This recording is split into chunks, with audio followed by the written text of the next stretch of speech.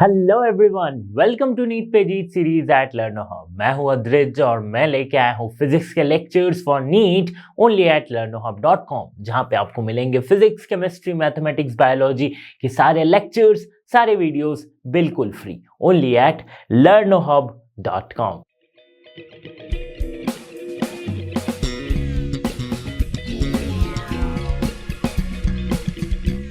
तो फिजिक्स के अगले चैप्टर की शुरुआत करते हैं मैकेनिकल प्रॉपर्टीज ऑफ सॉलिड्स और इलास्टिसिटी। तो इस चैप्टर में हम मैकेनिकल जो सॉलिड, जो रिजिड बॉडी हम पढ़ते आ रहे हैं, उसके मैकेनिकल प्रॉपर्टीज को समझेंगे, उसकी इलास्टिसिटी के प्रॉपर्टी को समझेंगे। तो ये चैप्टर बहुत ज्यादा इंपॉर्टेंट नहीं है नीट के लिए, बट इससे जुड़े कंसेप्ट दूसरे चैप्टर में काम आते। तो चलिए शुरू करते हैं chapter mechanical properties of solids.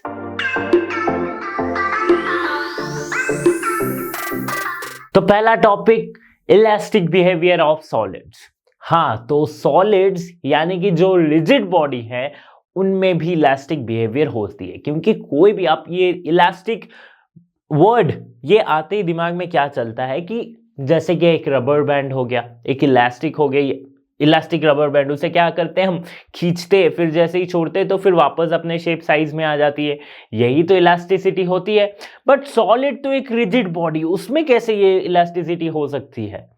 तो yes, nobody in this nature is perfectly rigid, it depends on the force. तो जब फोर्स उस पर अप्लाई किया जा रहा हो तो थोड़ा सा उसमें डिफॉर्मेशन होता है। ठीक है, अगर फोर्स उस इलास्टिक लिमिट, ये इलास्टिक लिमिट पे हम बाद में आएंगे। ठीक है, तो पहले मैं इतना बस बता रहा हूं कि कोई भी रिजिड बॉडी हो, कोई भी सॉलिड हो, जब भी उस पर फोर्स अप्लाई किया जाए तो थोड़ी सी उसमें डिफॉर्मेशन आती है।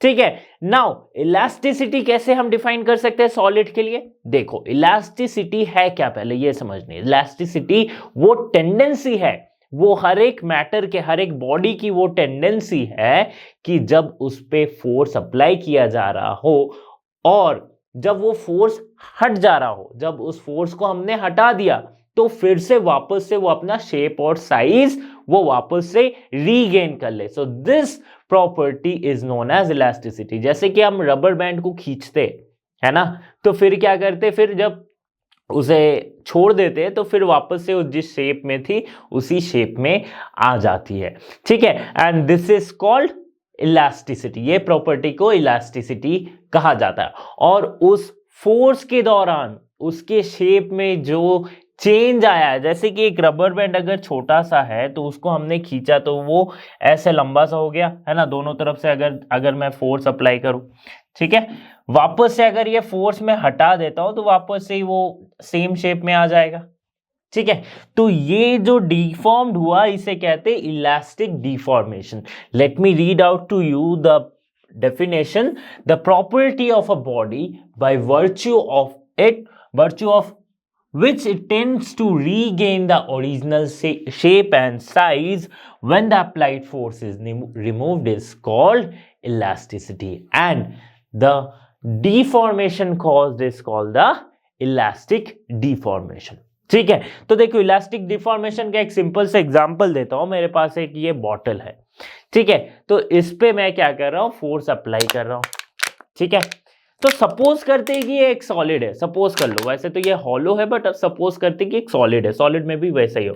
तो जैसे ही फोर्स अप्लाई किया इसकी शेप चेंज हो गई है ना, तो अभी ये क्या है, इलास्टिक डिफॉर्मेशन में है ना, इलास्टिक डिफॉर्मेशन में।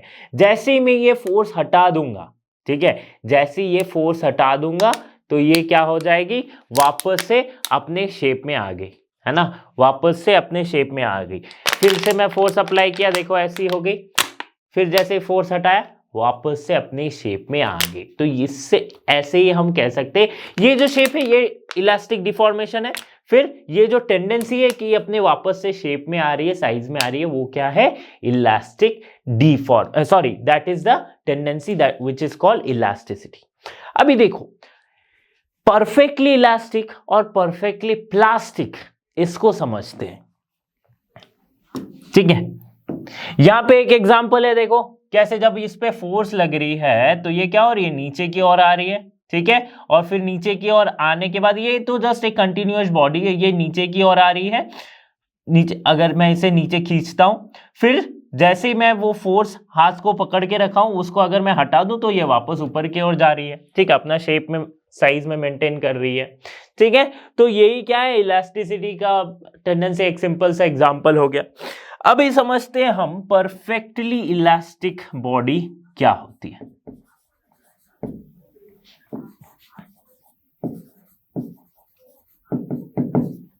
परफेक्टली इलास्टिक बॉडी, ठीक है। देखो, परफेक्टली इलास्टिक बॉडी वो बॉडी होती है जो कि जिससे अगर मैं उस पे अप्लाइड फोर्स को रिमूव करूं तो वापस से वो अपने शेप और साइज में आ जाए, that is called perfectly elastic body. जैसे कि मैं रबर बैंड की बात कर, रबर बैंड को मैंने खींचा और क्या होता है, जैसे ही फोर्स हटाया तो वापस से अपने शेप में आ गई, है ना, ठीक है। अब समझते हैं परफेक्टली इलास्टिक बॉडी एक्चुअल में ये होती नहीं है। चाहे आप देखो बहुत देर तक आप एक रबर बैंड को खींच के रखो और फिर जब आप उसको काफी फोर्स अप्लाई करते रहो, बार बार उसे खींचते रहो, तो काफी समय बाद आपको ये दिखेगा कि उस रबर बैंड के जो ओरिजिनल शेप है उसमें थोड़ी सी चेंज आ जाती है ना, उसमें थोड़ी चेंज आ जाती है। सिंपल थिंग है यार, हम लोग जब वो इलास्टिक वाले पैंट्स पहनते हैं तो बहुत दिन पहनते पहनते वो इलास्टिक लूज हो जाती है कि नहीं, है ना, फिर हम उसको जाके दूसरी पैंट खरीदते या फिर उसके इलास्टिक को चेंज करवाते। तो ये सिंपल सी चीज है जो हम हमेशा रोज करते आ रहे हैं, वही है, ठीक है। तो देखो, तो वही है elastic body, but there is nothing called perfectly elastic body. Perfectly elastic body ये एक आइडियल केस है, ये एक्चुअल में फिजिकल वर्ल्ड में ये कोई बॉडी परफेक्टली इलास्टिक नहीं होती। अच्छा, परफेक्टली प्लास्टिक बॉडी में क्या हो जाएगा, perfectly plastic body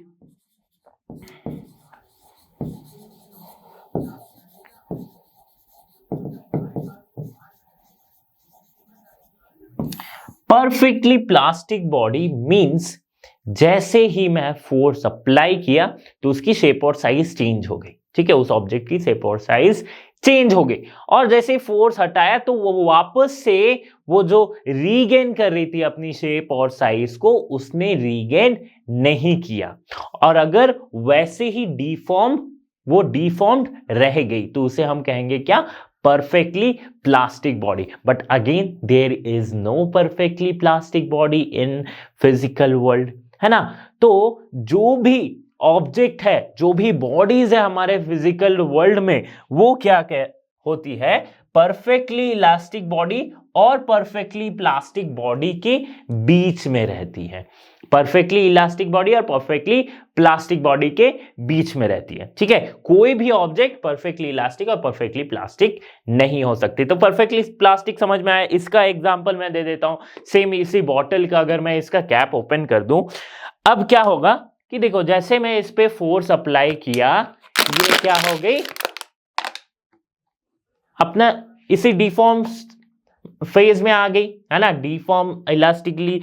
elastic deformation हो गया। अब मैं फोर्स हटा चुका हूं बट फिर भी इसने अपना शेप और साइज रीगेन नहीं किया। तो कुछ ऐसा ही होता है परफेक्टली प्लास्टिक बॉडी। बट अगर गौर से देखूं तो कहीं पे थोड़ा सा रीगेन करने की कोशिश की गई है, because it is not perfectly plastic, ये आइडियल केस नहीं है, इसीलिए ऐसा हुआ है, ठीक है। आगे समझते हैं इलास्टिक लिमिट को।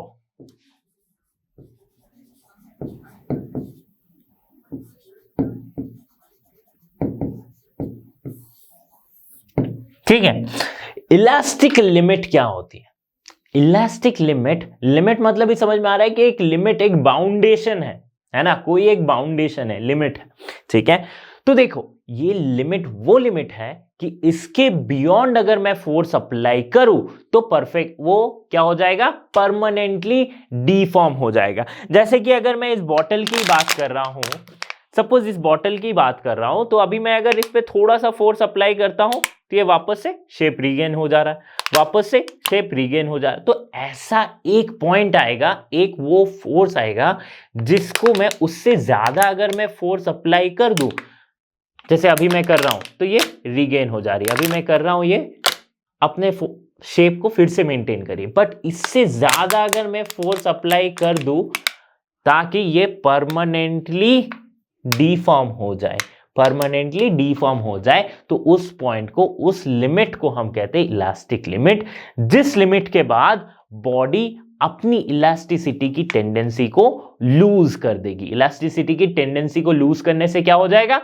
That will be a permanent deformation of the body. See the permanent deformation, है ना, इलास्टिसिटी की लिमिट को लूज कर दिया है इसने। तो वैसे ही रबर बैंड में ही होता है ना। रबर बैंड जब आप बहुत ज्यादा खींचते हो तो एक वो पॉइंट आता है जब वो टूट जाती है। वो टूटना मतलब एक परमानेंट डिफॉर्मेशन हो गया उसके शेप में, उसके साइज में, है ना। सो this is called elastic limit. तो फिजिकल मीनिंग ऑफ इलास्टिसिटी हमने समझ लिया। अब कुछ मैथमेटिकल चीजें देखते हैं, जैसे कि ये एक सॉलिड बॉडी है, ठीक है, इस पे मैंने अप्लाई किया फोर्स, तो इसमें क्या हो जाएगी? इसकी शेप और साइज में चेंज आएगी, कुछ तो चेंज आएगी। ऐसा हो गया, पहले ये इतनी लंबी थी, अभी ये इतनी सी होगी, क्योंकि मैंने इसे प्रेस किया है, ठीक है, दबाया है। अब क्या हो गया? सपोज ये सॉलिड वॉल किसी एक रिजिड वॉल के यहां पे अटैच्ड है, ठीक है, मैंने एक ही तरफ से फोर्स अप्लाई किया है, ओके। तो ये जो फोर्स है जो इसका डिफॉर्मेशन क्रिएट किया, डिफॉर्मेशन मतलब कि इसके शेप और साइज में जो चेंज ला दिया, तो जो फोर्स जो बाहर से लग रही है, that external force is called deforming force.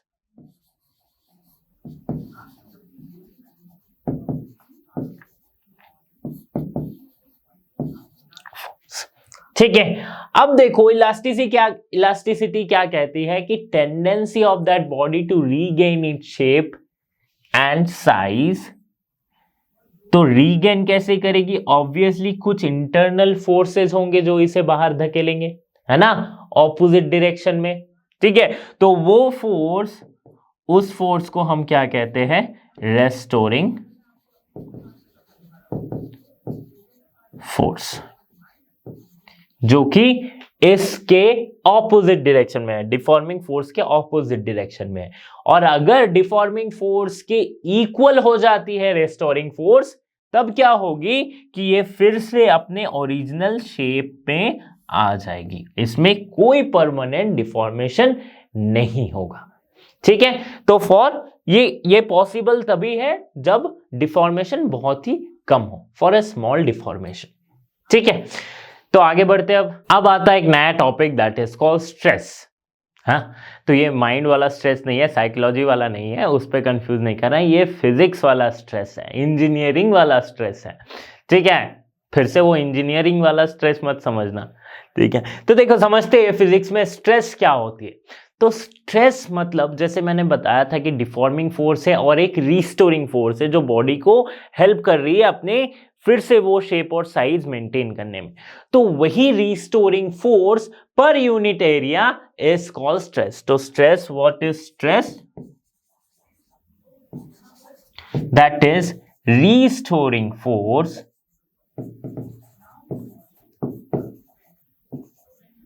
Per unit area, ठीक है। So this is called stress, okay. तो इसकी यूनिट क्या होती है? इसकी यूनिट होती है न्यूटन पर मीटर स्क्वायर, और डायमेंशन क्या लिख सकते हैं?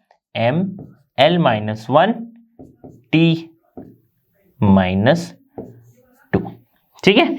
ये हम लिख सकते हैं ml-1 t-2, ओके। तो अब देख लो, स्ट्रेस जो है ये थोड़ा थोड़ा सिमिलर लग रहा होगा कि sir force per unit area तो प्रेशर भी होती है ना। हम प्रेशर जब पढ़ते हैं, बचपन से पढ़ते आ रहे हैं, क्या पढ़ते हैं? Force per unit area. But क्या अंतर है प्रेशर में और स्ट्रेस में? बताओ। देखो, प्रेशर वो होती है जो एक्सटर्नल फोर्स हम अप्लाई कर रहे हैं पर unit area of that external force, ठीक है। और ये रिस्टोरिंग फोर्स है, ये क्या है? ये तो इंटरनल फोर्स है। मैंने बताया था ये बॉडी के अंदर रह रही है, जो अपने उसको शेप और साइज को मेंटेन करने में उसे हेल्प कर रही है। सो ये रिस्टोरिंग फोर्स ये इंटरनल, यानी कि स्ट्रेस क्या हो गया? वो इंटरनल हो जाती है, और वही प्रेशर क्या है? वो एक्सटर्नल हो जाती है। स्ट्रेस क्या होती है, ये डिपेंड करती है मटेरियल पे, बॉडी पे, ठीक है, उस बॉडी पे डिपेंड करती है कि वो कितना स्ट्रेस अप्लाई कर सकता है, राइट। अगर कोई स्पॉन्ज है मीन्स जैसे कि वो स्पॉन्ज वाली बॉल्स वगैरह आती है, तो उसका बहुत ज्यादा प्रेस करो तो फिर से वो आ जाएगी, तो उसमें क्या है, स्ट्रेस उसका ज्यादा है, रिस्टोरिंग फोर्स उसमें ज्यादा है, तो ये मटेरियल पे डिपेंडेंट हुई। लेकिन अगर वही आप एक प्लास्टिक बॉल पे करो तो उस पे आप जोर से उसे वो क्या करते हैं, हम पिचका देते हैं ना, जैसे कि बॉटल को मैंने किया था, तो उसमें ऑब्वियसली रिस्टोरिंग फोर्स कम होगी, तभी वो अपने आप को रीगेन नहीं कर पाए, रिस्टोर नहीं कर पाए अपने शेप और साइज को, ठीक है। तो ये मटेरियल पे डिपेंड करता है कि किस चीज की वो मटेरियल है, ओके। बट प्रेशर क्या है, प्रेशर वो फोर्स पे डिपेंड कर रहा है ना, कि कितना ज्यादा एक्सटर्नल फोर्स लगाएंगे उतनी ज्यादा प्रेशर हो जाएगी, ठीक है। तो ये अंतर है स्ट्रेस में और प्रेशर में। तो आई होप स्ट्रेस आपको समझ में आया होगा कि this is the restoring force per unit area. अब देखते हैं अगर restoring force for a small deformation, अगर बहुत ज्यादा स्मॉल डिफॉर्मेशन होता है, for a deformation, small deformation मतलब कि अगर बहुत छोटा सा डिफॉर्मेशन हुआ तो उसमें क्या हो जाएगा, फिर से वापस से ओरिजिनल शेप और साइज में वो आ जाएगी। तो उस केस में क्या हो रहा है, जो रिस्टोरिंग फोर्स है वो डिफॉर्मिंग फोर्स के बराबर हो रही है। क्या हो रही है, रिस्टोरिंग फोर्स डिफॉर्मिंग फोर्स के बराबर हो रही है। तो हम स्ट्रेस को ऐसे भी लिख सकते हैं,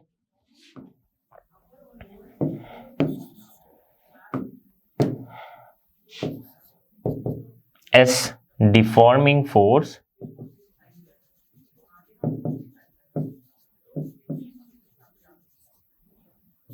पर यूनिट एरिया, है ना, क्योंकि जितना डिफॉर्मिंग फोर्स है उतना ही रेस्टोरिंग फोर्स होगा फॉर अ स्मॉल डिफॉर्मेशन, ठीक है। तो ये भी हम लिख सकते हैं। तो स्ट्रेस को हमने समझा, अब स्ट्रेस के टाइप्स को समझते हैं। तो जनरली देख लो स्ट्रेस ये 3 टाइप के होती है, longitudinal stress, volumetric stress and sharing stress, ठीक है। शेयरिंग और टेंजेंशियल, वॉल्यूमेट्रिक और हाइड्रोलिक, लॉन्गिट्यूडनल और नॉर्मल स्ट्रेस, ठीक है।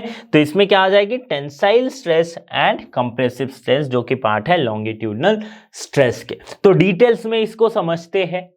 लॉन्गिट्यूडनल स्ट्रेस, तो लॉन्गिट्यूडनल स्ट्रेस मतलब कि एक ऑब्जेक्ट, ठीक है, एक कोई ऑब्जेक्ट होगी, उस पे अगर हम फोर्स जो अप्लाई करें, जो डिफॉर्मिंग फोर्स एक्सटर्नल फोर्स है, वो उस यूनिट एरिया के परपेंडिकुलर अगर आप अप्लाई कर रहे हैं, normal to that unit area, तब उसमें जो रेस्टोरिंग फोर्स होगी वो भी उसी नॉर्मल डायरेक्शन में एक्ट करेगी, है ना।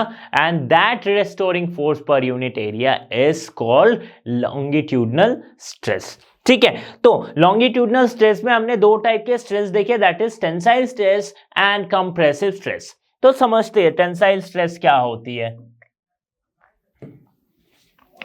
देखो अगर ये वो लॉन्गिट्यूडनल, ये वो पार्ट है, ठीक है, ये क्या है, एक रॉड मैंने लिया है, इसको मैं ऊपर की ओर फोर्स अप्लाई कर रहा हूं, ठीक है, ऊपर की ओर फोर्स अप्लाई कर रहा हूं, तो ऑब्वियसली इसका डिफॉर्मेशन किस तरफ होगा, इस तरफ होगा, ठीक है, इसी तरफ होगा ऊपर की डायरेक्शन में। ये क्या है, डिफॉर्मिंग फोर्स है। तो डिफॉर्मेशन होने के बाद ये हो जाएगी थोड़ी सी बड़ी, ठीक है। अगर आप नोटिस कर रहे हो तो इसके शेप में क्या आया, चेंज आया, है ना, ये क्या आ गया, एक चेंज आया। सपोज ये इसकी लेंथ L है तो एक छोटा सा डिफॉर्मेशन आया डेल्टा L, क्या आया, delta L। But restoring force किस तरफ काम कर रही है, सॉरी, रेस्टोरिंग फोर्स किस तरफ काम कर रही है, इस तरफ।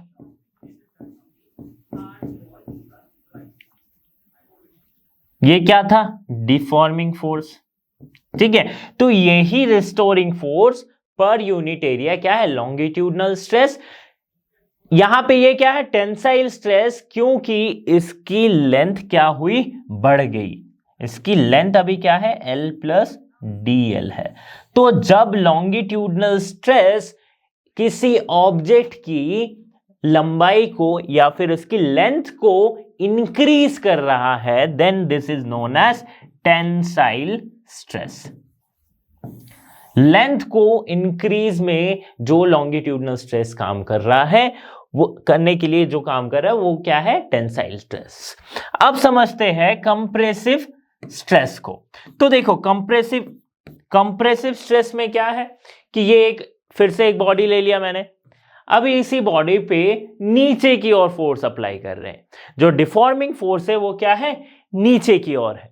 तो इससे क्या क्या कॉमन सेंस क्या कहता है आपका, आप बताओ कि क्या होगा जब ऊपर से नीचे की ओर इसे फोर्स अप्लाई किया जाएगा, क्या होगा, ऑब्वियसली है ना, बहुत सही, वो क्या होगी, छोटी हो जाएगी, है ना, छोटी हो जाएगी। अभी आपकी इसकी लेंथ क्या है, सपोज डीएल लेंथ से ये छोटी हो गई,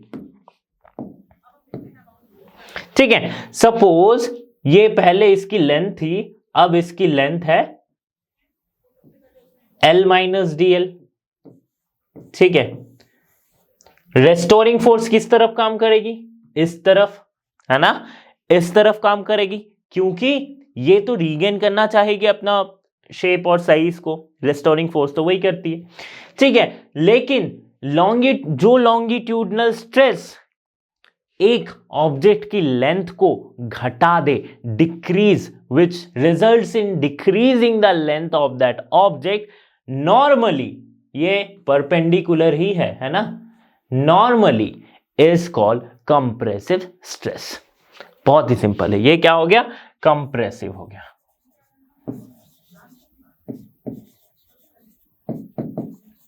कंप्रेसिव स्ट्रेस, ठीक है। टेंसाइल समझ में आया कि लेंथ इंक्रीज हो रही है नॉर्मली, कंप्रेसिव समझ में आया लेंथ डिक्रीज हो रही है normally. So this is tensile stress, this is compressive stress. आगे बढ़ते हैं, नाउ कमिंग टू वॉल्यूमेट्रिक और हाइड्रोलिक स्ट्रेस। वॉल्यूमेट्रिक स्ट्रेस क्या है, देखो जैसे कि लॉन्गिट्यूडनल स्ट्रेस में हमने पढ़ा था कि फोर्स जो है वो नॉर्मली अप्लाई हो रही है और इसके लेंथ में इंक्रीज या डिक्रीज करवा रही है, ठीक है। अभी वॉल्यूमेट्रिक स्ट्रेस में भी कुछ ऐसा ही है, हर एक पॉइंट पे वो क्या है, नॉर्मल, हर एक पॉइंट पे परपेंडिकुलर है फोर्स। और अगर हम किसी एक बॉडी पे ऐसी हर तरफ से अगर फोर्स लगाते हैं जो कि हर एक पॉइंट पे परपेंडिकुलर है, तो वो फोर्स क्या करेगी, एक बॉडी को, उसके वॉल्यूम को चेंज कर देगी, ठीक है, वॉल्यूम को चेंज कर देगी, but it will maintain its original shape, original geometric shape. अगर एक स्फेयर है, एक मैं एग्जांपल लेता हूं, सपोज ये एक स्फेयर है, ठीक है, इसमें चारों तरफ से क्या, हर तरफ से एक फोर्स लगाया जा रहा है, equal amount of force, I am assuming कि equal amount of force her तरफ से लगाया गया हो। अभी ये परपेंडिकुलर कैसी है, देखो ये वाले डायरेक्शन को देखो, और यहां पे एक टेंजेंट, अगर इस पॉइंट पे एक टेंजेंट खींचते तो इसके परपेंडिकुलर है, ठीक है। वैसे ही इस पॉइंट को देखो, इस पॉइंट पे अगर एक टेंजेंट खींचते हैं तो इसके परपेंडिकुलर है, इस पॉइंट को देखो, इसके परपेंडिकुलर है, ठीक है। तो ऐसे ही हर तरफ से अगर एक perpendicular force, equal amount of force लगाया जाए किसी ऑब्जेक्ट पे, तो इसमें क्या होगी, इसकी शेप को मेंटेन करेगी, मींस ये स्फेयर है तो ज्योमेट्रिकल शेप इसकी स्फेयर ही रहेगी, लेकिन इसकी वॉल्यूम क्या हो जाएगी, डिक्रीज हो जाएगी। तो यही वॉल्यूम क्या हो जाएगी, डिक्रीज हो जाएगी। एंड द रेस्टोरिंग फोर्स, इसमें जो रेस्टोरिंग फोर्स काम करेगी, जो इंटरनल इसकी जो फोर्स होगी, जो इसे चाहेगी रीगेन करना, वो force per unit area is called volumetric force. Late me read out. Okay, so when a solid body undergoes a change in volume without any change in its geometrical shape, ठीक है, geometrical shape में कोई change नहीं है, देखो पहले sphere थी, बाद में भी स्फेयर ही रह रही है। On applying the force perpendicular to every point on the surface of the body, हाँ surface of the body पे, तभी तो एक्सटर्नल फोर्स है, सरफेस पे ही अप्लाई कर रहे हैं। Then the restoring force per unit area of the body is called volumetric और हाइड्रोलिक स्ट्रेस, ठीक है, समझ में आ गई। एक बार फिर से मैं बताता हूं कि हर एक पॉइंट पे देखो ये परपेंडिकुलर है, ऐसे जब फोर्स अप्लाई हो रही है तो इस सॉलिड बॉडी में क्या हो रही है, इसकी शेप को मेंटेन कर रही है, पहले स्फेयर थी, बाद में भी स्फेयर ही है, लेकिन इसकी वॉल्यूम क्या है, घट जा रही है, ठीक है। और इस जो वॉल्यूम में जो चेंज ला रही है, अब जो रिस्टोरिंग फोर्स है पर यूनिट एरिया उसे क्या कहते हैं, वॉल्यूमेट्रिक स्ट्रेस। तो पहले सपोज अगर इसकी वॉल्यूम V थी तो अभी क्या हुई, ये डेल्टा V से घट गई, तो मींस अभी जो इस स्फीयर की वॉल्यूम है वो क्या है, V माइनस डेल्टा V। ठीक है, इसके अभी वॉल्यूम है। तो समझ में आ गया हाइड्रोलिक स्ट्रेस क्या होती है और हाइड्रोलिक स्ट्रेस और वॉल्यूमेट्रिक स्ट्रेस क्या होता है। शेयरिंग स्ट्रेस, तो अभी तक हमने स्ट्रेस के बारे में क्या क्या पढ़ा है, हमने लॉन्गिट्यूडनल स्ट्रेस को पढ़ा है जिसमें हमने टेंसाइल और कंप्रेसिव स्ट्रेस पढ़ा है, और उसके साथ साथ हमने वॉल्यूमेट्रिक स्ट्रेस को पढ़ा है। ठीक है, और हाइड्रोलिक स्ट्रेस, ये दो स्ट्रेस के बारे में हम पढ़ चुके हैं। अब आती है शेयरिंग स्ट्रेस। तो बहुत सारे बच्चों को ना इस शेयरिंग स्ट्रेस पे बहुत सारी कंफ्यूजन होती है। देखो, जब क्लास 11th में मैं भी था ना, तो मुझे भी शुरू में काफी ज्यादा कंफ्यूजन हो रही थी कि ये शेयरिंग स्ट्रेस नया क्या है इसमें, है ना, लॉन्गिट्यूडनल स्ट्रेस की तरह ही तो हम कह सकते। तो उसी कंफ्यूजन, यही कंफ्यूजन आपको ना हो इसके लिए मैं एक परफेक्ट सा एग्जांपल देता हूं। तो मेरे पास देखो एक बुक है ना, एक बुक आ गया मेरे पास। अब इस बुक को, ये बुक का देखो क्रॉस सेक्शनल एरिया कैसा है, एक रेक्टेंगल जैसा है, और ये बुक की शेप कैसी है, ये बुक की शेप हम कह सकते हैं कि एक क्यूबॉइड जैसी है। तो सपोज मैं इस बुक की शेप को ऐसे अगर ड्रॉ करूं तो ये कुछ क्यूबॉइड जैसी शेप की आएगी, है ना, इस टाइप से आएगी। ठीक है,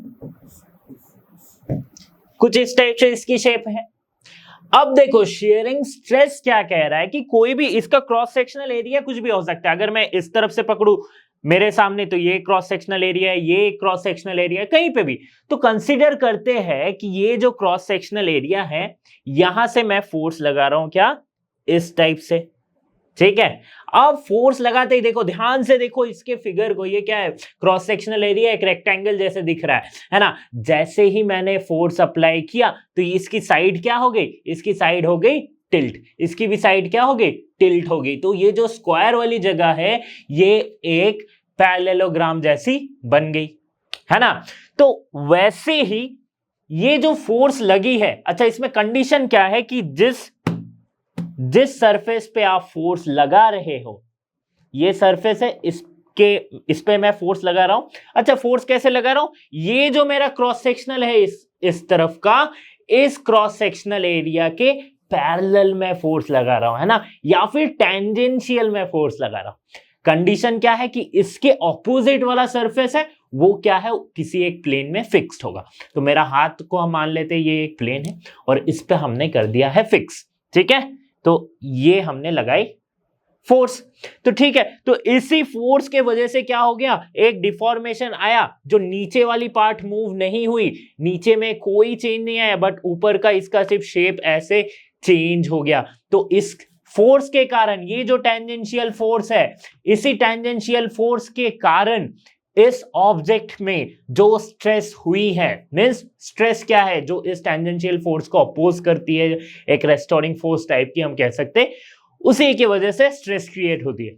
ठीक है, वो है शेयरिंग स्ट्रेस। तो ये जो डिफॉर्मिंग फोर्स है ना, जिससे जो सरफेस पे काम करे, इसकी वजह से, इस डिफॉर्मिंग फोर्स की वजह से इसके इंटरनली जो स्ट्रेस क्रिएट हो रही है, उस स्ट्रेस को हम क्या बोलेंगे, उस स्ट्रेस को हम बोलेंगे शेयरिंग स्ट्रेस। ठीक है, क्रिएट हो गया ऑब्वियसली, क्योंकि इसकी टेंडेंसी होगी कि जैसे ये फोर्स मैं अप्लाई किया हूं, इसको हटा दो तो फिर ये ओरिजिनल शेप में आ जाए, है ना, इसकी यही टेंडेंसी होगी। अभी हाँ बहुत ज्यादा फोर्स अप्लाई कर दिया तो ये ओरिजिनल शेप में नहीं आ पाएगी।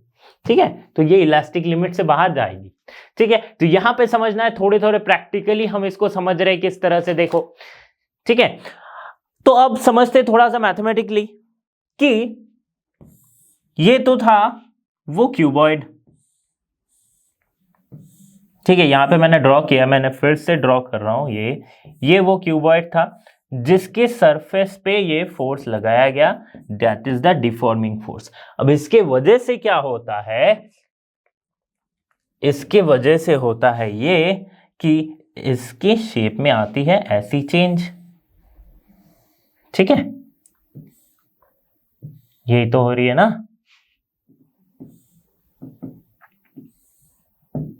ठीक है, ऐसी चेंज आ गई।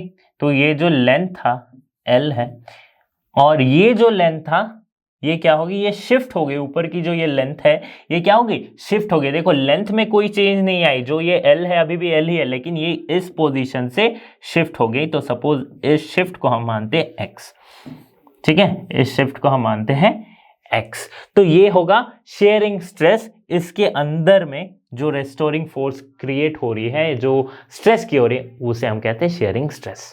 अब समझते हैं स्ट्रेन को। तो स्ट्रेन क्या होती है? स्ट्रेन एक्चुअली इसका फिजिकल मीनिंग अगर देखा जाए तो वो डिफॉर्मेशन है जो एक फोर्स के वजह से, डिफॉर्मिंग फोर्स के वजह से क्रिएट हो रही है।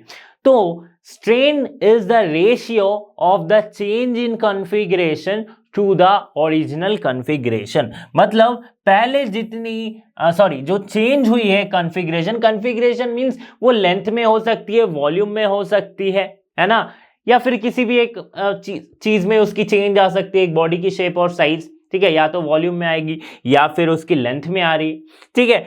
तो रेशियो ऑफ दैट चेंज कि कितना चेंज हुआ बाय द ओरिजिनल, पहले कितना था, ठीक है, original configuration, that is called the strain. तो इसमें स्ट्रेन के भी 3 टाइप हो जाते हैं। कैसे? Longitudinal strain, volumetric strain and sharing strain. Longitudinal strain में क्या, अच्छा लॉन्गिट्यूडनल स्ट्रेस में क्या हो रहा था कि लंबाई या तो घट रही थी या फिर बढ़ रही थी, या तो घट रही थी या फिर बढ़ रही थी। तो that is the tensile and the compressive strain stress था, ठीक है। तो इसमें क्या हो रहा था, लेंथ में चेंज आ रही थी, है ना, किसमें चेंज आ रही थी, लेंथ में। तो लॉन्गिट्यूडनल स्ट्रेन को अगर मैं लिखूं SL, दैट इज मैं रिप्रेजेंट कर रहा हूं लॉन्गिट्यूडनल स्ट्रेन, इसको अगर मैं लिखूं तो क्या आएगी, चेंज इन कॉन्फ़िगरेशन। अगर फिर से मैं एक डायग्राम ड्रॉ करता हूं कि इसमें ऊपर की ओर फोर्स लगाया गया, डिफॉर्मिंग फोर्स, इसके वजह से इसके लेंथ में थोड़ी सी चेंज आई, दैट इज डेल्टा L। ये जो चेंज है ये डेल्टा L है, small change, that is delta L। तो ये जो डेल्टा L है, ठीक है, change in configuration that is delta L। Original length क्या थी इसकी, L, ठीक है। सो ये हो गया हमारा लॉन्गिट्यूडनल स्ट्रेन। वैसे ही वॉल्यूमेट्रिक स्ट्रेन में क्या हो जाएगा, वॉल्यूमेट्रिक स्ट्रेन में क्या हो जाएगा, वॉल्यूमेट्रिक स्ट्रेन हो जाएगा delta V by V, right, change in volume by the original volume. अब शेयरिंग स्ट्रेन में देखो क्या होता है। शेयरिंग स्ट्रेन क्या था, शेयरिंग स्ट्रेन में हमने समझा था कि वो टेंजेंशियली हो रही है एक सरफेस, ठीक है, जो कि ऊपर का सरफेस मूव कर रहा है, बट नीचे की जो सरफेस है वो फिक्स्ड है, ठीक है। ऐसा कुछ देखा था हमने वो बुक को जब हमने किया था, ठीक है। तो इसमें ये जो x है और ये जो इसकी लेंथ है L, ये x क्या है, वो द डिस्प्लेसमेंट है ऑफ द अपर सरफेस। क्या हो रही है कि जैसे बुक को मैं ऊपर से ये फोर्स लगाया तो थोड़ा सा वो ऊपर वाला सरफेस उस तरफ मूव कर गया, तो वो जो जितना डिस्प्लेसमेंट है x, दैट डिवाइडेड बाय उसका और ये जो ओरिजिनल लेंथ का रेशियो है वो क्या है, उसे हम कहते हैं शेयरिंग स्ट्रेन। और उसे हम लिखते हैं थीटा, क्योंकि ये वाली जो एंगल होगी ना थीटा, इसको मैं क्लियरली ड्रॉ करके बताता हूं। देखो पहले क्यूबॉइड ऐसा था, जब इस पे टेंजेंशियली ये फोर्स लगाया गया तो ये क्या हो गया, इसकी सरफेस ऊपर वाली क्या हो गई, मूव कर गई थोड़ी सी आगे की तरफ, ठीक है, थोड़ी सी आगे की तरफ मूव कर गई। तो ये जो मूव की मींस ये वाला डिस्प्लेसमेंट ये क्या है, x है, ये इसके ओरिजिनल लेंथ है दैट इज L, ठीक है, और ये इसके बीच का एंगल है थीटा। तो ये थीटा जो हो जाएगी वो है x by L and this is called the shearing strain. क्या हो जाएगी, शेयरिंग स्ट्रेन। तो ये जो स्ट्रेन है, ये जो स्ट्रेन है, जो रेशियो है to the configuration, like change in configuration to the original configuration, इसकी कोई यूनिट नहीं होगी, है ना। कैसे यूनिट डालोगे, देखो ऊपर भी लेंथ है नीचे भी लेंथ है, तो ये यूनिटलेस है, ठीक है। तो ये इसकी यूनिट नहीं होती और इसकी डायमेंशन भी नहीं होती है। तो यूनिट और डायमेंशन दोनों नहीं है, तो इसे ना तो हम बोलेंगे ये स्केलर क्वांटिटी है, ना ही बोलेंगे ये वेक्टर क्वांटिटी। तो ये है क्या फिर, फिजिकल क्वांटिटी या तो स्केलर या फिर वेक्टर होती है। तो एक तीसरी भी आती है जिसे हम कहते हैं टेंसर, ठीक है। तो ये वो है, टेंसर है। टेंसर आप अगर फिजिक्स में आगे पढ़ते हो तो आपको टेंसर समझ में आएगा। ठीक है, तो समझ में आ गया स्ट्रेन और टाइप्स ऑफ स्ट्रेन क्या होते हैं, longitudinal strain, volumetric strain and sharing strain.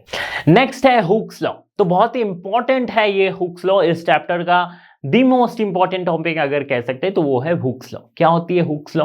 तो इसे दिया था रॉबर्ट हुक ने, एक एम्पेरिकल लॉ निकाला जिससे उन्होंने बताया इन द ईयर 1660 एक एम्पेरिकल लॉ निकाला जिसने उन्होंने ये बताया कि ये जो हुक्स लॉ होती है वो क्या है कि कहीं पे भी जो एक डिफॉर्मिंग फोर्स होती है ना, किसी एक बॉडी पे जो एक फोर्स अप्लाई करे जिसकी वजह से डिफॉर्मेशन क्रिएट हो रही है, तो वो जो डिफॉर्मिंग फोर्स होगी वो डायरेक्टली प्रोपोर्शनल होगी उस एक्सटेंशन के, कि जितना आपने फोर्स अप्लाई किया उसके वजह से जितनी लेंथ या फिर जितनी वॉल्यूम उसमें इंक्रीज हुई है, ठीक है, उसके प्रोपोर्शनल होगा क्या, वो फोर्स। मतलब कि मैं सिंपल सा एक समझाता हूं कि एक सपोज मेरे पास स्प्रिंग है, ठीक है, तो इस पे मैंने फोर्स अप्लाई किया, डिफॉर्मिंग फोर्स, एक्सटर्नल फोर्स है, ठीक है, इसके वजह से ये स्प्रिंग क्या हो जाएगी, थोड़ी सी ये लंबी हो जाएगी, ऑब्वियसली इलोंगेट हो जाएगी थोड़ी सी।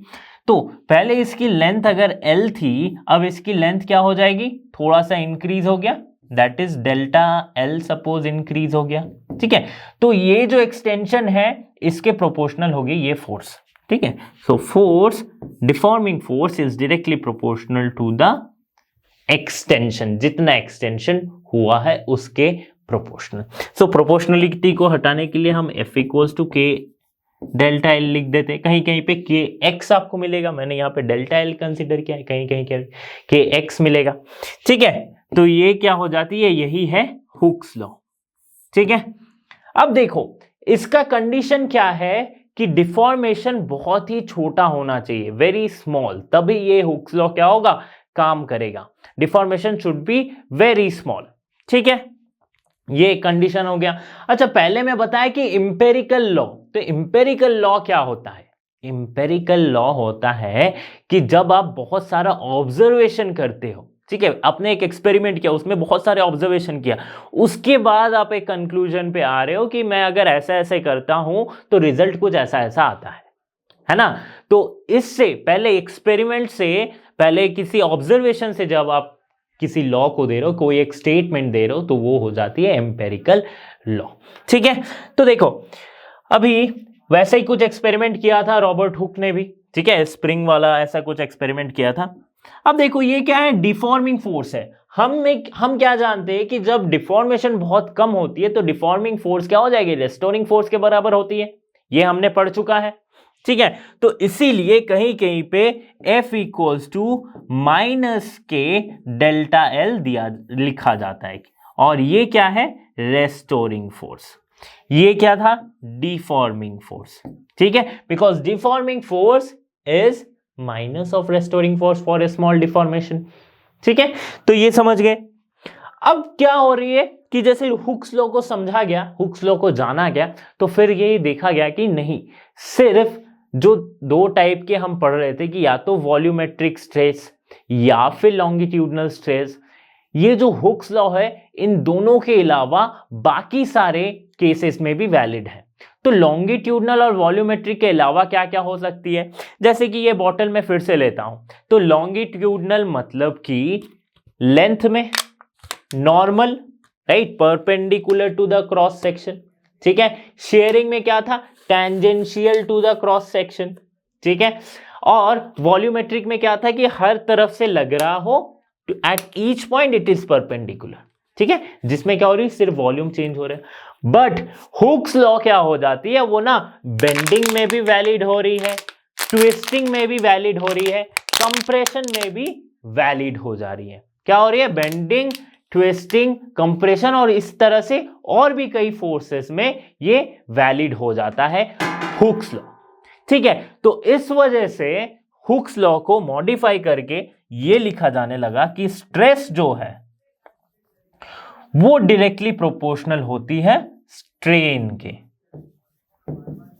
ठीक है। कहां से आया, stress is directly proportional to strain, Hooke's law को मॉडिफाई करके ऐसा लिखा जा सकता है, क्योंकि ये बेंडिंग, ट्विस्टिंग और in any kind of force ये वैलिड करती है, like the provided that the deformation is very small.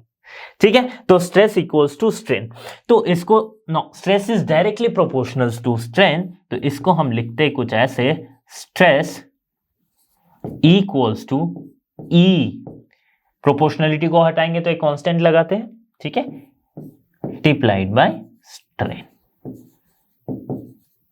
ये जो ई है इसे हम कहते हैं मॉड्यूलस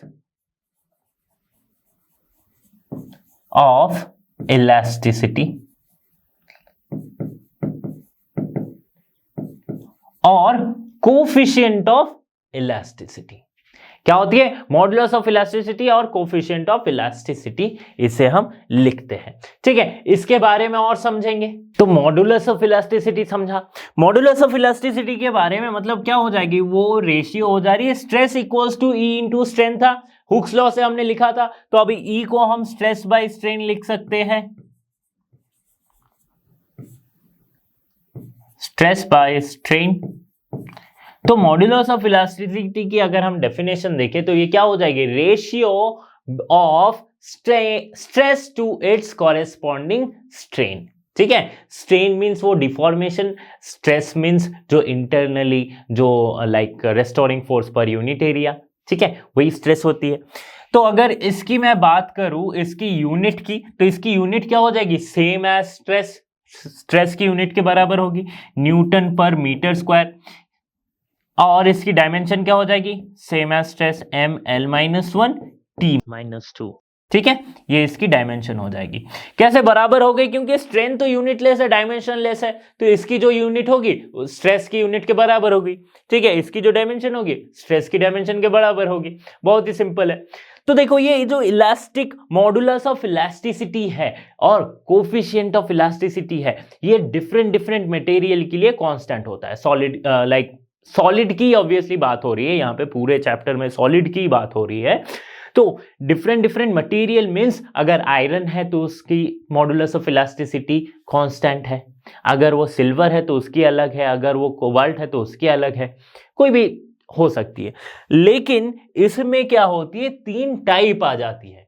क्या क्या होती है, यंग्स मॉडुलस, बल्क मॉडुलस और मॉडुलस ऑफ रिजिडिटी जी। ठीक है, यंग्स मॉडुलस को हम डिफाइन करते हैं Y से, बल्क मॉडुलस को डिफाइन करते हैं B से। तो इलास्टिसिटी की, मॉडुलस ऑफ इलास्टिसिटी और कोफिशिएंट ऑफ इलास्टिसिटी की 3 टाइप होती है। अब देखो एक ही गिवन मटेरियल में ये तीनों चीज हो सकते हैं, किसी की यंग्स मॉडुलस भी होगी, उसी मटेरियल की बल्क मॉडुलस भी होती है, उसी मटेरियल की मॉडुलस ऑफ रिजिडिटी भी होती है। तो कंफ्यूज नहीं होना, अभी हम समझेंगे कि ये तीनों है क्या, मैं क्या बोल रहा हूं, अभी हम समझते हैं। मॉडुलस ऑफ इलास्टिसिटी का पहला टाइप यंग्स मॉडुलस, ठीक है, जिसे डिनोट करते हैं Y से। तो ये है क्या यंग्स मॉडुलस, तो कोई भी एक सॉलिड ऑब्जेक्ट जब उसे हम नॉर्मली जब उसकी स्ट्रेस लग रही है, नॉर्मली मींस उसके एरिया ऑफ क्रॉस सेक्शन के परपेंडिकुलर। ठीक है, तो मैं दिखाता हूं कि सपोज यहां से मैंने एक वायर को लगा रखा है और इसके एरिया ऑफ क्रॉस सेक्शन ये अगर A है, ठीक है, इसके अलोंग अगर स्ट्रेस लग रही है, ठीक है, इसके अलोंग स्ट्रेस लग रही है, तो ये कुछ इलोंगेट होगी। पहले सपोज इसकी लेंथ है L और तो इलोंगेट होके ये हो जाएगी डेल्टा L, ठीक है, और स्ट्रेस जो है इस तरफ है। ठीक है, तो ratio of the normal stress and the ratio between the normal stress and the longitudinal strain, longitudinal strain means इस डायरेक्शन, जिस डायरेक्शन में स्ट्रेस लगी है उसी के अलोंग जो स्ट्रेन होगी, इन दोनों के बीच का रेशियो को हम कहेंगे क्या, यंग्स मॉडुलस ऑफ इलास्टिसिटी। तो यंग्स मॉडुलस किसी भी सॉलिड का इलास्टिसिटी को डिफाइन करता है। जितना ज्यादा यंग्स मॉडुलस होगा वो ऑब्जेक्ट उतनी ज्यादा इलास्टिक होगी। ठीक है, तो इसको लिखते देखते Y क्या लिखी रहती है, Young's modulus normal stress by longitudinal strain. Normal stress है क्या, नॉर्मल स्ट्रेस जो है वो है force per unit cross section area, ये हम लिख सकते हैं। ठीक है, और लॉन्गिट्यूडनल स्ट्रेन क्या है? लॉन्गिट्यूडनल स्ट्रेन यही होगा ना, डेल्टा एल बाई एल, ठीक है, डेल्टा एल बाई एल। तो इसको हम अच्छे से कैसे लिख सकते हैं? इसको हम लिख सकते हैं F into L by A into delta L, ठीक है। तो यंग्स मॉडुलस क्या हो जाएगी? F L by A into delta L. Okay, समझ में आ गई बात? हाँ, इसकी यूनिट क्या होती है? खुद ही निकाल लो, यूनिट क्या हो जाएगी? ये न्यूटन मीटर ऊपर है और नीचे क्या है? एरिया की यूनिट हो जाएगी मीटर स्क्वायर, और ये एक आ जाती है मीटर, तो ये क्या हो जाएगा इसकी यूनिट? न्यूटन पर मीटर स्क्वायर। ये इसकी एसआई यूनिट हो गई, न्यूटन पर मीटर स्क्वायर, ठीक है। तो ये यंग्स मॉडुलस जो है ना, ये सिर्फ सॉलिड के केस में डिफाइन की जा सकती है। यंग्स मॉडुलस हमने पढ़ लिया है, y equals to F L by A into delta L. अभी बस एक इंपॉर्टेंट सी बात बतानी जा रही हूं कि एक अगर वायर है, इस वायर को मैंने अगर लटका रखा है, तो इससे अगर कोई मास मैंने लटकाया है, सपोज m, तो ऑब्वियसली इस पे स्ट्रेस लगेगी, है ना। लेकिन इसमें अभी फोर्स कौन सा लग जाएगा? फोर्स तो वो है ग्रेविटी वाली फोर्स लगेगी ना। तो यहां पे वायर के केस में अगर एक मास लटका हुआ हो, तो ये जो फोर्स है वो क्या हो जाएगी? m इंटू जी, यही तो हो जाएगी ये फोर्स, इंटू l। अभी एरिया क्या हो जाएगी? एरिया ऑफ क्रॉस सेक्शन हम कैसे देखते हैं कि अगर वायर है, तो वायर, अगर ये वायर है तो ये जो इसके क्रॉस सेक्शन है, इसकी एरिया हम निकालते हैं। तो सपोज उसकी एरिया कैसे निकालते हैं? जस्ट एक सर्कल जैसे कंसीडर करते हैं, पाई आर स्क्वायर लिख देते हैं। तो यहां पे हम pi r square delta L, ये आ जाएगा mgl by pi r square delta L, ठीक है। तो बहुत बार ऐसा होता है ना कि क्वेश्चन डायरेक्टली वायर से ही पूछा जाता है और you can put this formula only. अभी देखो, एक और चीज इंपॉर्टेंट सी बात है कि अगर वॉल्यूम से रिलेटेड क्वेश्चन पूछा जाए, बहुत बार होता है कि दो वायर है of same volume, Young's modulus में क्या चेंज आएगी, या फिर दो वायर है जिसकी लेंथ चेंज हो रही है। तो बहुत टाइप में है क्या कि वॉल्यूम कांस्टेंट पूछा जाता है। तो वॉल्यूम, यंग्स मॉडुलस और वॉल्यूम कैसे रिलेटेड है ये मैं बता रहा हूं। देखो, एरिया में जब आप लेंथ को मल्टीप्लाई करते हो तो क्या हमें मिलती है? वॉल्यूम मिलती है ना। एरिया में लेंथ अगर मल्टीप्लाई करते हैं तो वॉल्यूम मिलते हैं। एक सिंपल सी आपको मैं बता देता हूं, सिंपल सा मैथमेटिक वाला ट्रिक बताता हूं। सपोज कि ये एक सर्कल है, ठीक है, ये एक सर्कल है। एरिया मतलब क्या होती है कि इसमें अंदर कितनी जगह है, इसको हम एरिया बोलते हैं। तो सर्कल के एरिया हम कैसे निकालते हैं? पाई आर स्क्वायर से, ठीक है। सर्कल ये मैं इस सरफेस में रखा हूं इसलिए ऐसा दिख रहा है, ठीक है, इसे इलिप्स मत समझना, ये सर्कल ये, ठीक है। अभी अगर इसे मैं लेंथ से बढ़ाते जाऊं, मतलब कि इसके ऊपर मैंने इस टाइप का एक और सर्कल रखा, फिर एक और सर्कल रखा, फिर एक और सर्कल रखा, रखते रखते ये कुछ इस टाइप के शेप का आ जाएगा। तो सर्कल के ऊपर आप सिंपल कंसिडर करो कि आपने पेज को, एक किसी पेपर को एक सर्कुलर फॉर्म में काटा है, ठीक है। उसके ऊपर आप ऐसे करते करते कम से कम 100 पेपर आपने ऐसे लगा दिए, तो वो कुछ ऐसा सर्कुलर टाइप का दिखेगा, ऐसे सिलेंडर टाइप का आएगा, है ना। तो अगर मैं इन सारों की एरिया को ऐड करते जाऊं, मतलब कि कैसे, इसकी एरिया प्लस इसकी एरिया प्लस इसकी एरिया, तो टोटल हमें वॉल्यूम मिल जाएगा। मतलब नीचे वाली जो पेपर है इसकी एरिया को अगर मैं ये वाली हाइट से मल्टीप्लाई कर दूं तो ये हमें क्या बता देगा? वॉल्यूम बता देगा, है ना। तो हमेशा area into the length of that object, ये क्या होती है? वॉल्यूम होती है। बहुत ही सिंपल सा ट्रिक है, अगर आप भूल गए होगे तो अभी याद आ जाएगी, ठीक है। तो इसीलिए अगर F इंटू इसी वाली इक्वेशन में अगर ऊपर नीचे में L से मल्टीप्लाई करता हूं तो ये क्या आ जाएगी? L square. यहां पे क्या आ जाएगा? AL into delta L. तो AL क्या हो जाती है? वॉल्यूम हो जाती है। तो यंग्स मॉडुलस को हम ऐसे भी लिख सकते हैं, that is FL square by volume into delta L, ठीक है, तो बहुत बार क्वेश्चन इससे पूछा गया है, ये सब हम सॉल्व करेंगे मस्ट प्रैक्टिस क्वेश्चंस में और प्रीवियस ईयर के क्वेश्चन में, तब आपको ये समझ आ जाएगा। तो इस वीडियो में हमने यंग्स मॉडुलस तक कवर किया है, अगले वाले वीडियो में बल्क मॉडुलस से हम स्टार्ट करेंगे। तो लेट्स मूव ऑन। स्टूडेंट्स, यहाँ पे हमने समझ लिया है इलास्टिसिटी वाले चैप्टर के सारे कंसेप्ट, जो कि नीट के पॉइंट ऑफ व्यू से काफी ज्यादा इंपॉर्टेंट है। आगे हम इसके मस्ट प्रैक्टिस क्वेश्चंस और इसके प्रीवियस ईयर के क्वेश्चंस को भी सॉल्व करेंगे। तो बने रहिए लर्नो हब के साथ फॉर दिस इंटरेस्टिंग वीडियोस, क्योंकि लर्नो हब फ्री है पर बेस्ट है। So thanks for being here everyone, have a great day.